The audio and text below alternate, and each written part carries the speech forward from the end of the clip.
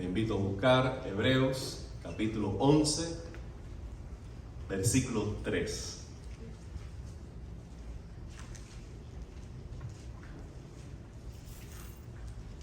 Dice así el escritor de Hebreos: por la fe entendemos que el universo fue formado por la palabra de Dios, de modo que lo visible no proviene de lo que se ve. La semana pasada estuvimos hablando acerca de eternidad. Y hay tres cosas que la Biblia revela de manera clara, inequívoca, que son eternas. Primero, Dios. Dios es eterno. Dice que el nombre de Dios es Padre eterno. Ahora también hablábamos que Dios nos hizo a nosotros seres espirituales con un alma eterna para poder tener relación con Dios por toda una eternidad. Esa alma debe buscar a Dios por medio de la fe en Cristo y encontrar en Dios un Padre y tener una relación íntima y cooperar entonces con el Padre en el avance de su reino. Y lo tercero que hablábamos es que el reino de Dios es eternamente y para siempre. No hay tiempo en el mundo, ni habrá jamás, en que Dios no sea rey y en que Dios no ejecute soberanamente sus propósitos según su voluntad libre. Entonces hablábamos que Dios es eterno, nuestra alma es eterna, el reino de Dios es eterno, y que nosotros entonces, por tanto, deberíamos tener algunas conclusiones. Primero, si lo eterno debe ser el filtro que debe valorar lo que es más importante en la vida, porque todo lo demás es pasajero y terminará en algún punto, entonces deberíamos dedicarnos diariamente en esta vida a buscar a Dios por medio de la palabra y por medio de la oración. Hablábamos que la palabra tiene poder eterno. La palabra nos prepara para una eternidad con Dios, que la palabra también nos impulsa a buscar a Dios en oración y que la oración es el vínculo perfecto entre lo temporal, visible y concreto con aquello que es eterno y espiritual. Por tanto, la oración y la Biblia deben estar juntos en esta búsqueda de la eternidad. Ahora, tengo para ustedes este versículo de Hebreos. Hebreos 11:3 dice: por la fe entendemos que el universo fue formado por la palabra de Dios, de modo que lo visible no proviene de lo que se ve. Hay tres verdades al menos en este solo versículo que vamos a hablar hoy. El primero es que el universo fue formado por la palabra de Dios. Así de sencillo. El universo fue formado por la palabra de Dios. Hay cosas al observar el universo que nos dice que hay Dios. Lo primero que podemos pensar es que en el mundo hay un diseño. Hay un diseño perfecto. Cuando cualquier persona ve un documental de ABC, de cualquiera de estos productores de video, de programas televisivos, TV show, nos damos cuenta el gran misterio que hay en el cuerpo humano. Es toda una ciencia estudiar la anatomía del hombre, todos los sistemas biológicos del hombre, su funcionamiento, y es tan pero tan complejo que es imposible que nosotros podamos decir esto fue hecho de una manera casual. Hay tanta sabiduría, tanta exactitud, tanto propósito en cada funcionamiento que tú tienes que llegar a esta conclusión. Aquí hay un diseño perfecto que está funcionando para un bien en el ser humano que debió haber sido pensado, planificado, estructurado por un Dios. Ahora, cuando usted ve los ciclos que hay en la vida, por ejemplo, los ciclos lunares, los ciclos de la marea, los ciclos de las estaciones, cuando tú ves los ciclos que hay en la naturaleza, los ciclos migratorios, los ciclos de la corriente de las aguas, de los vientos, cuando tú ves todo eso que está en un universo moviente, está moviéndose constantemente, pero de una manera perfecta, exacta, tú dices, hay un Dios. Supongamos que cada uno de nosotros llega ahora a Miami Beach. Y cuando llegas a Miami Beach, tú ves una hilera de palmas, de coco, cualquier árbol, y tú lo ves plantado en línea recta, 3 metros de distancia, uno de otra. Nadie se le ocurriría decir que nacieron allí. Todos dicen, esto fue plantado de una manera intencional y planificada. Bueno, el mundo es más complejo que 10 palmas puestas en hilera, sembradas a la misma distancia una de otra. Si algo tan sencillo no podemos dárselo a la casualidad, mucho menos un universo complejo. El diseño en la creación nos dice, hay Dios. Hay, además de esto, valores existenciales que son iguales en toda la cultura. Es cierto que una cultura a otra cambia en cuanto a tradiciones, en cuanto a normas generales de educación, pero hay valores en todas las culturas que sabemos que definen lo que es bueno y es malo. En todas las culturas mentir es malo. En toda la cultura traicionar es malo, robar es malo. En toda la cultura se alaba la lealtad, la fidelidad, la verdad, la sinceridad, la humildad. En toda la cultura. Ahora, ¿por qué ocurre esto? ¿Por qué ocurre esto? Porque Dios puso en el corazón del hombre una norma de ética universal. No importa si una cultura está más informada que otra.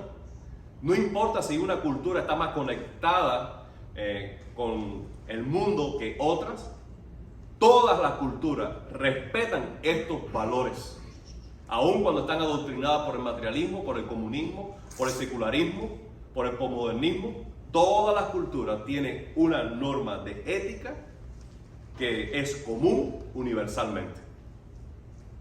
Porque Dios existe y la escribió en el corazón. Esa es otra muestra de la existencia de Dios. Pero una de las cosas que más puede tocar al hombre común acerca de la existencia de Dios es por el vacío existencial. Toda persona en algún punto de su vida ha confesado, le ha dicho a alguien en confianza, ¿sabe qué? Siento un vacío. Y si no lo ha dicho, sí ha sido una experiencia. Ahora, ese vacío es un vacío emocional en primera instancia, donde tú sientes que nada te satisface plenamente.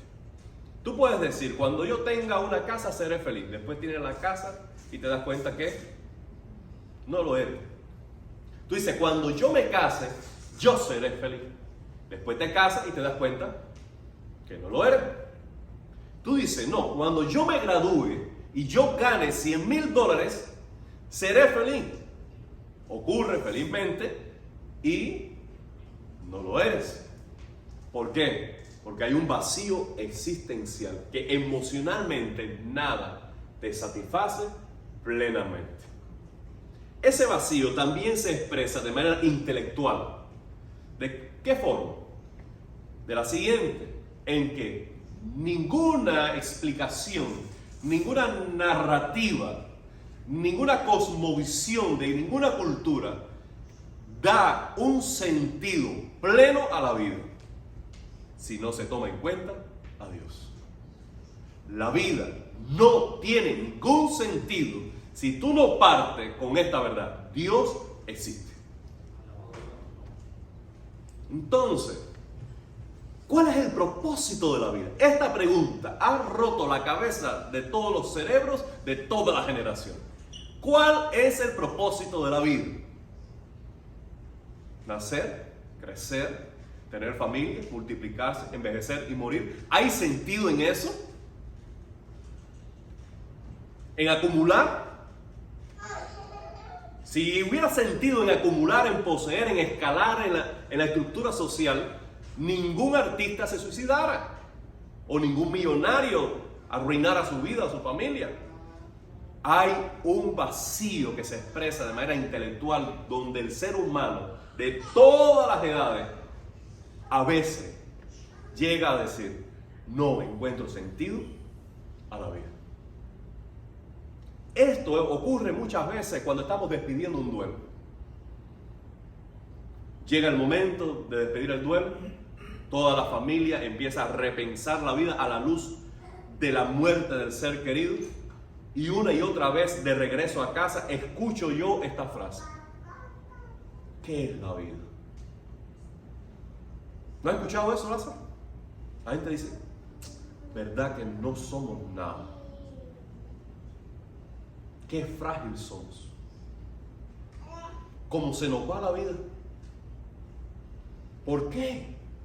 Porque no hay un argumento que satisfaga esta pregunta: ¿para qué estoy aquí en la tierra? ¿Cuál es el propósito de vivir? No hay sentido en la vida sin Dios. También hay un vacío relacional. ¿De qué manera? De que nadie se satisface plenamente. Nadie. Tú dices: yo lo que necesito son amigos de verdad. Después encuentras buenos amigos en la iglesia y dices: ¿sabes qué? Todavía me falta. Yo lo que necesito es gente con quien divertirme. Los tienes y todavía te falta. Porque nadie está creado para llenar tu vacío. Solo Jesucristo. Ahora, si hay una expresión de ese vacío existencial de manera emocional, de manera intelectual, de manera relacional, quiere decir lo siguiente: si existe el vacío, debe existir también algo o alguien que lo llene. Si se hace un espacio, si tú haces una habitación en tu casa, la primera pregunta que te hace cualquier visitante, ¿cuál es? ¿Y qué va aquí? ¿Qué vas a poner en esa pared? ¿Qué vas a poner en esta habitación? ¿Por qué? Porque el hecho de que haya un lugar y que esté vacío quiere decir que hay algo que lo va a completar o llenar o embellecer. Por tanto, cuando el hombre siente ese vacío existencial, ya sea de la manera que sea, es una evidencia que Dios existe. Porque si nada de lo que se posee satisface, si nadie de quien tú te rodees te satisface, si nada de lo que tú aprendes te satisface, entonces debe ser algo más allá de este mundo. Y es Dios. Dios es nuestro creador. Y no hay forma que el hombre pueda esquivar esta realidad. Si Dios es creador, yo soy criatura y tengo un deber de gratitud, de amor y de obediencia hacia Él. Ahora bien, si Dios es creador, ¿cómo Dios creó el mundo? Dice Hebreo que el universo fue creado por la palabra de Dios. Otra de las razones por las cuales nosotros podemos decir que hay Dios es por la ley básica de causa y efecto. Si hay un mundo, es porque hubo una causa que le dio lugar. Ahora bien, si de la nada no puede ocurrir algo, entonces debe existir algo antes de lo segundo. ¿Me siguen? ¿No es verdad? Ahora bien, si existe algo antes, ese algo debe ser eterno para ser la causa y no la consecuencia de algo anterior. ¿Me siguen? Para ser eterno, entonces tiene que ser autosuficiente para no depender de una segunda fuente de vida. Ahora podemos decir cómo Dios creó al mundo. ¿De la nada? No. Sino lo creó de sí mismo. Dice, por su palabra. Cuando Dios dijo, sea la luz, cuando dijo, sepárese lo seco de lo mojado, del lado de las aguas, cuando dijo, produzca la tierra, cuando dijo, esa palabra llevaba la dinámica de poder creativo que está en la misma esencia de Dios. Por tanto, el mundo salió de Dios. Por eso, el mundo es un retrato, es una pintura de quién es Dios y apunta a Dios. Porque si en el mundo hay belleza, dice Dios es bello. Si en el mundo hay diseño, dice Dios tiene propósito. Si en el mundo hay exactitud y hay ciencia, que dice Dios es sabio. Si en el mundo hay placer, uno puede decir Dios es bueno. Porque el mundo es una expresión de quién es Dios. Dios se da a conocer a través de las cosas creadas. Ahora, dice la Biblia que lo visible, que es el mundo, que es el universo, que es la tierra, fue hecho entonces de lo que no se veía. Ahora vamos a preguntarnos lo siguiente: ¿qué era lo que no se veía, que dio lugar a lo que se ve? Dígame. Dios. Dios no se veía y Dios da lugar a lo que se ve, que es todo el mundo y quienes lo habitamos. ¿No es verdad? Ok, entonces, lo invisible es primero que lo visible. Lo que quiere decir esto es lo siguiente. Yo sé que es un poquito denso el tema, pero tiene implicaciones muy radicales para la fe cristiana. Y aunque tú lo puedas ver de otra manera, esto es básico de la fe cristiana. Básico. Lo invisible tiene una existencia real. ¿Qué quiero decir con esto, Elizabeth? Lo siguiente, que para nosotros a veces lo único que existe es lo que podemos percibir a través de los sentidos y limitamos nuestra realidad al mundo físico y material. Pero si lo que vemos fue hecho de lo que no vemos y decimos que lo que vemos es real, tenemos que decir que lo que no vemos también tiene una existencia real.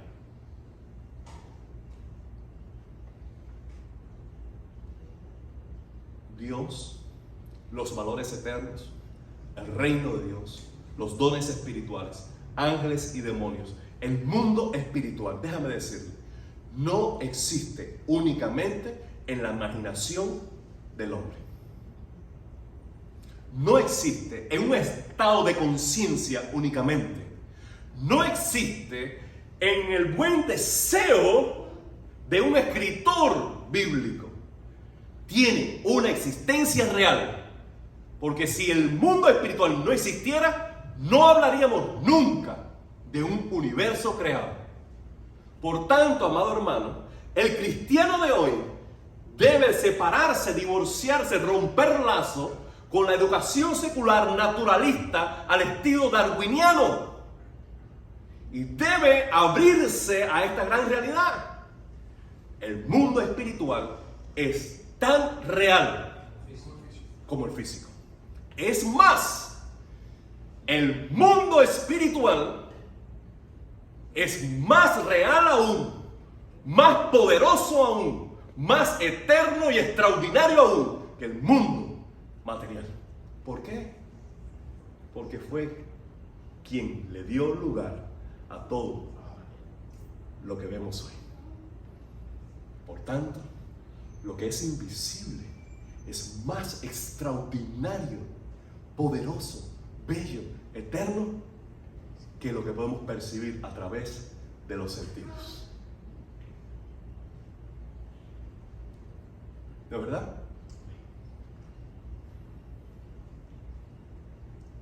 Amado hermano, si la vida vino de lo que es invisible, por favor escuchen esto.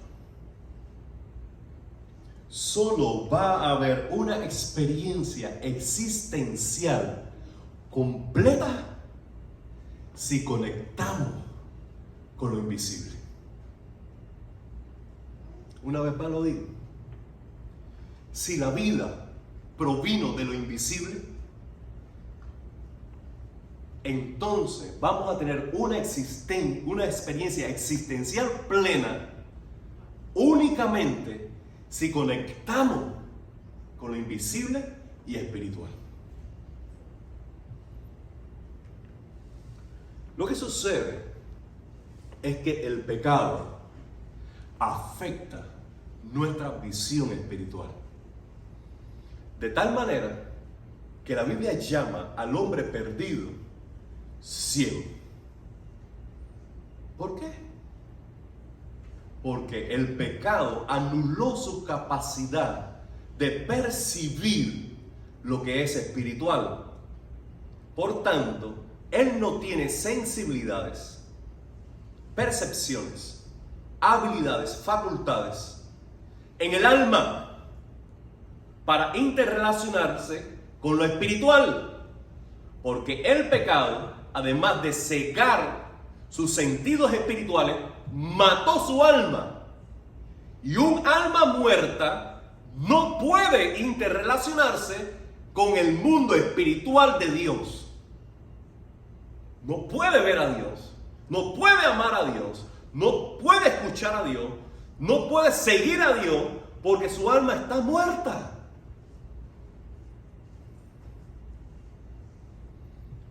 Hay que resolver primero el problema del pecado. Entonces, para que el alma resucite, nazca de nuevo, sus ojos sean abiertos, vea a Dios, vea su reino y entre en el reino de Dios. Por eso es necesario que el hombre nazca de nuevo. Porque si tiene un alma que es espiritual, para conectarse con un Dios que es espíritu, para vivir eternamente en su reino, pero hasta que no ponga su fe en Cristo, el problema del pecado no se resuelve. Y es al poner su fe en Cristo que sus ojos son abiertos. Y entonces puede ver a Dios. Entonces puede comprender su plan para su vida. Entonces le ama. Entonces le obedece, entonces le busca, entonces tiene una relación con Él, entonces coopera con Él en sus propósitos. Porque su alma ahora vive. Si esto es verdad, amado hermano, si lo invisible dio lugar a lo visible, además, lo invisible sigue siendo la clave para vivir una vida con propósito. si estamos enfocados diariamente solo con lo inmediato, si estamos proveyendo solo para lo que satisface los sentidos del cuerpo, si nuestra meta está en el placer, si nuestra conquista es el confort, si nuestra realización es la diversión, si estamos conectándonos y buscando y priorizando solo lo que satisface la carne, el cuerpo, nunca tendremos una experiencia de vida plena. Porque nos estamos divorciando de la fuente de plenitud de vida, que es lo espiritual. Esto para mí, Justin, es básico de la vida cristiana. Este es el ABC de la vida cristiana. Para mí, esto da respuesta a por qué la iglesia, el cristiano contemporáneo, no vive para Dios. Porque está esclavo de lo inmediato.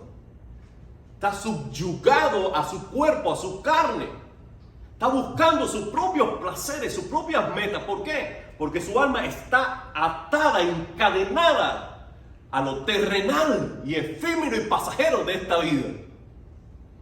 Pero ¿cuánto necesitamos que MCC reciba más del Espíritu Santo para que el alma entonces despierte con más y nuevas necesidades espirituales, búsquedas espirituales, demandas espirituales, hambre y sed de lo espiritual, de Dios eterno, para que entonces se lance a cooperar con Dios en sus propósitos eternos?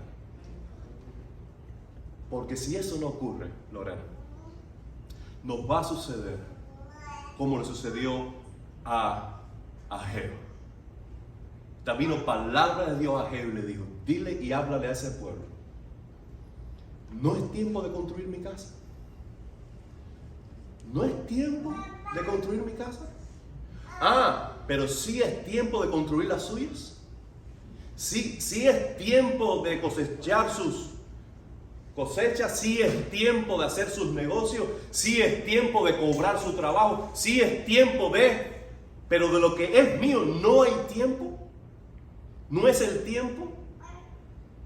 Y Dios dice a Ageo: dile que con una mano van a tomar dinero, lo echarán en una bolsa y se le va a ir, porque va a ser bolsa con hoyos que no va a retener la ganancia. Dile que sí, van a trabajar, sí, van a sembrar, sí, van a ver la cosecha, pero no la van a gozar. Dígale al pueblo que van a comer alimento y van a terminar de comer y no van a estar saciados. Ni aunque se coman un plato, ni 2 platos, ni 3 platos. Nada los va a saciar. ¿Por qué? ¿Por qué? Porque la plenitud de vida, el significado, la satisfacción, el propósito de la vida viene de Dios, hermano. Y cuando Dios toca, el Dios eterno, el Dios espíritu, cuando Dios toca ese boniato con huevo frito, eso te sacia. Si tú vives para Dios. Cuando tú haces negocio, cuando tú construyes, cuando tú emprendes, eso tiene realización y eso prospera. ¿Por qué? Porque tú vives para Dios. Pero si tú no priorizas lo espiritual, si tú no cultivas tu alma, si tú no te sacias de Dios, si tú no buscas su reino primeramente y su justicia, si tú no vives para darle gloria a Dios y participar en su reino, si tú no priorizas lo que es espiritual, nada de lo que hagamos en la vida nos va a satisfacer.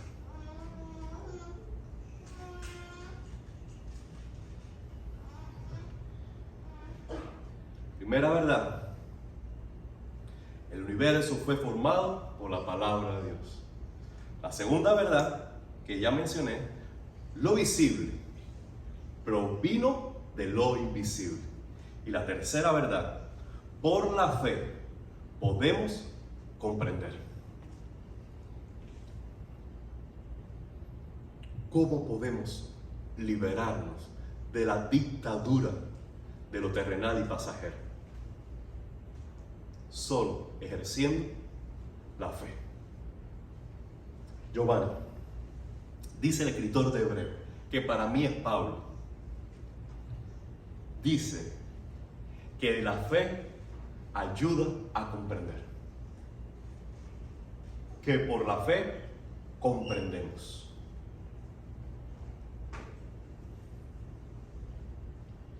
Para poder tener una relación con Dios, que es espíritu, nuestra alma debe conectarse con Él por medio de la fe. Porque si Dios no se puede ver con nuestros ojos visibles, si nuestros oídos no escuchan la frecuencia de lo espiritual, si nuestros brazos no pueden abrazar lo que es espiritual, entonces, ¿cómo podemos conectarnos con el Dios espiritual y el Dios eterno? La Biblia nos dice que solo por medio de la fe, y que sin fe es imposible agradar a Dios. Entonces, ¿cómo es que actúa la fe? Escúchame, Manuel. La fe abre la puerta primero a lo que es espiritual. Tú escuchas la palabra de Dios y tú tienes que responder de la siguiente manera: Dios siempre dice la verdad. Aunque yo pienso diferente, aunque yo no siento que esto va conmigo, aunque la experiencia que yo he leído en la vida de otros me han dicho que eso no resulta práctico hoy, no obstante, sigo diciendo, Dios siempre dice la verdad. Por tanto, le creo a Dios. Y en ese acto de fe, las puertas de Dios se abren.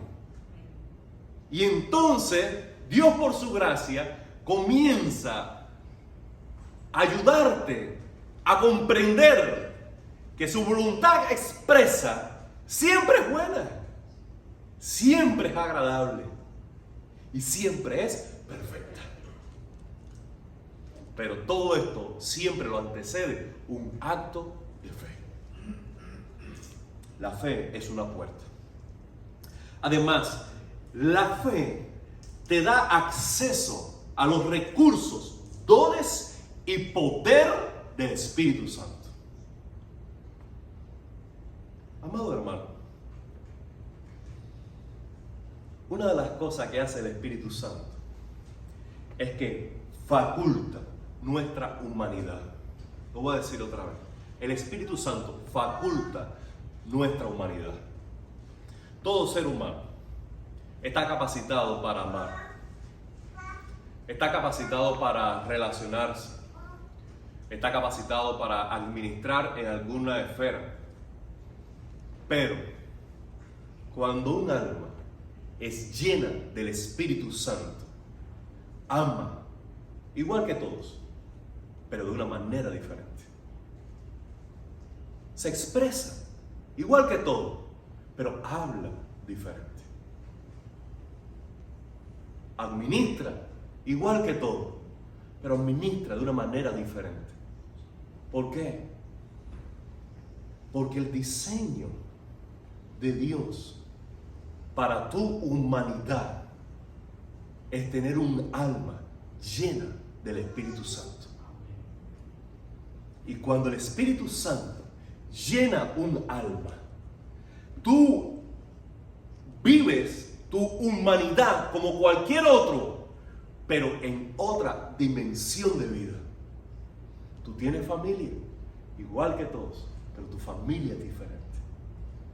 Tú tienes negocio igual que todos, pero tu negocio es diferente. ¿Por qué? Porque el Espíritu te da una capacidad única, una gracia única para hacer lo que necesitas hacer, pero con el toque del cielo. ¿Por qué? Porque tu alma tiene la puerta abierta para acceder a los recursos espirituales.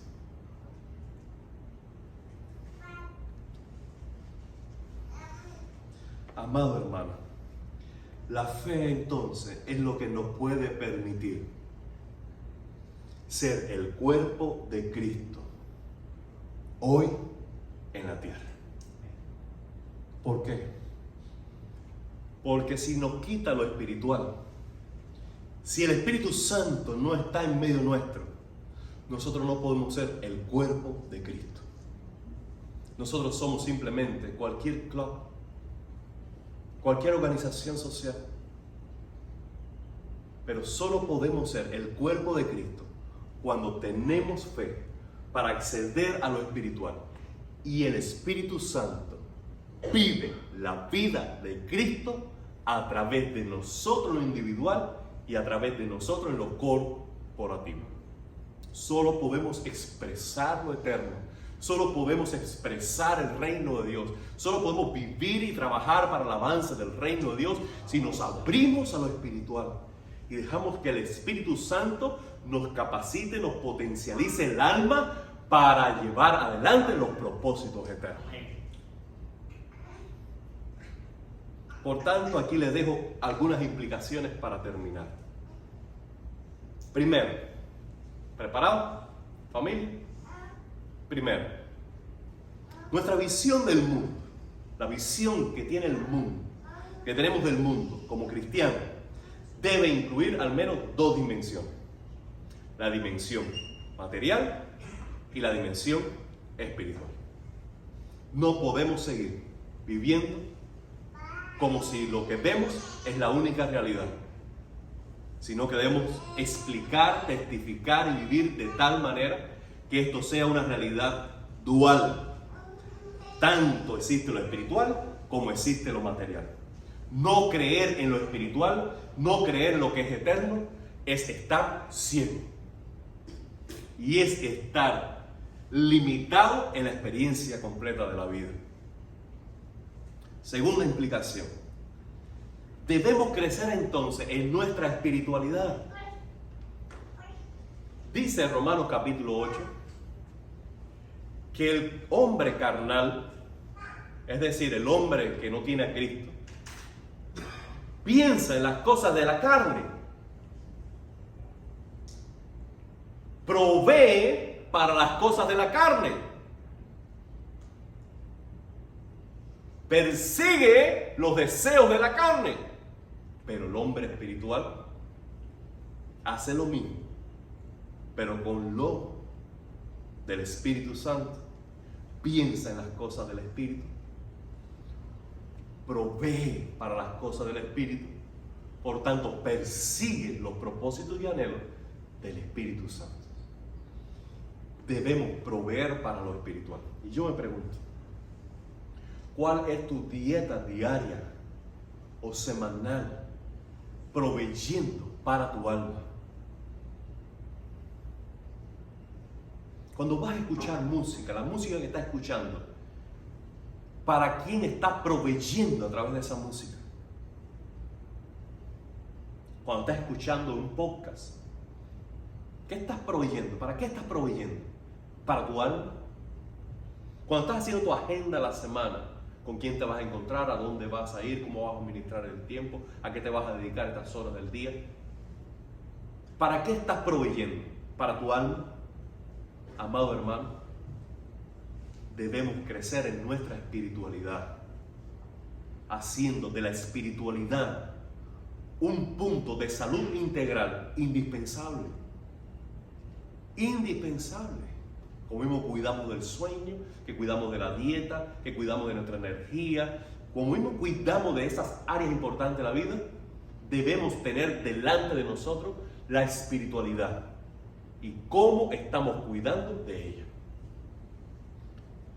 Por último, nosotros debemos ejercitar la fe.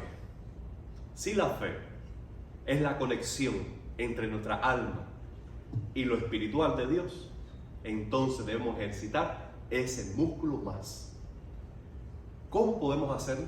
Primero, informa tu fe con la palabra de Dios. Las próximas 4 verdades que les voy a decir rápidamente es muy importante. ¿Por qué? Primero, si tú no informas a tu fe con la palabra de Dios, sí, tú vas a tener confianza. Sí, tú vas a ser crédulo, tú vas a creer. Pero tu fe no va a estar en lugar seguro. Vas a escuchar la voz del enemigo. Vas a escuchar el pastor que te enseña falsa doctrina. Vas a escuchar los sentimientos de tu corazón. Tú vas a creer, déjame decirte, tú vas a tener fe, porque todo ser humano tiene fe. Lo que pasa es que la fe no va a estar en un lugar seguro. La única forma en que tú puedes decir que mi fe me está conectando con el Dios vivo de la Biblia es que la Biblia está informando mi confianza. Por tanto, debemos informarnos con la Biblia. Segundo, debemos ejercitar la santidad. ¿Por qué?